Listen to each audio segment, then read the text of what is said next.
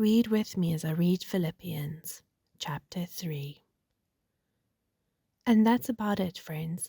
Be glad in God. I don't mind repeating what I have written in earlier letters, and I hope you don't mind hearing it again. Better safe than sorry. So here it goes. Steer clear of the barking dogs, those religious busybodies, all bark and no bite. All they're interested in is appearances. Knife-happy circumcisers, I call them. The real believers are the ones the Spirit of God leads to work away at this ministry, filling the air with Christ's praise as we do it. We couldn't carry this off by our own efforts, and we know it, even though we can list what many might think as impressive credentials. You know my pedigree, a legitimate birth, circumcised on the 8th day, an Israelite from the elite tribe of Benjamin, a strict and devout adherent to God's law, a fiery defender of the purity of my religion, even to the point of persecuting the church, a meticulous observer of everything set down in God's law book. The very credentials these people are waving around as something special, I'm tearing up and throwing out with the trash, along with everything else I used to take credit for. And why? Because of Christ. Yes, all the things I once thought were so important are gone from my life. Compared to the high privilege of knowing Christ Jesus as my master firsthand, everything I once thought I'd going for me is insignificant, dog dung.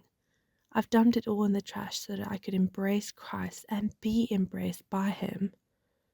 I didn't want some petty, inferior brand of righteousness that comes from keeping a list of rules when I could get the robust kind that comes from trusting Christ, God's righteousness.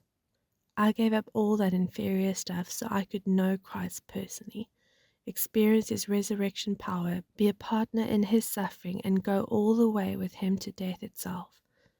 If there was any way to get in on the resurrection from the dead, I wanted to do it. I'm not going to say that I have it all together, that I have made it, that I have it made, but I am well on my way, teaching out for Christ who has so wondrously reached out for me. Friends, don't get me wrong. By no means do I count myself an expert in all of this, but I've got my eye on the goal where God is beckoning us onward, to Jesus. I'm off and running and I'm not turning back. So let's keep focused on that goal, those of us who want everything God has for us.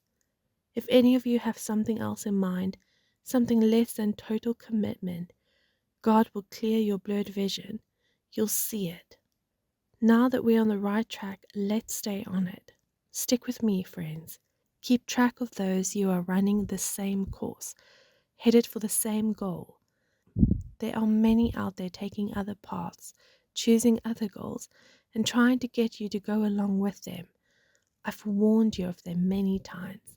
Sadly, I'm having to do it again. All they want is an easy street. They hate Christ's cross. But easy street is a dead-end street. Those who live there make their bellies their gods, belches are their praise, and all they can think of is their appetites.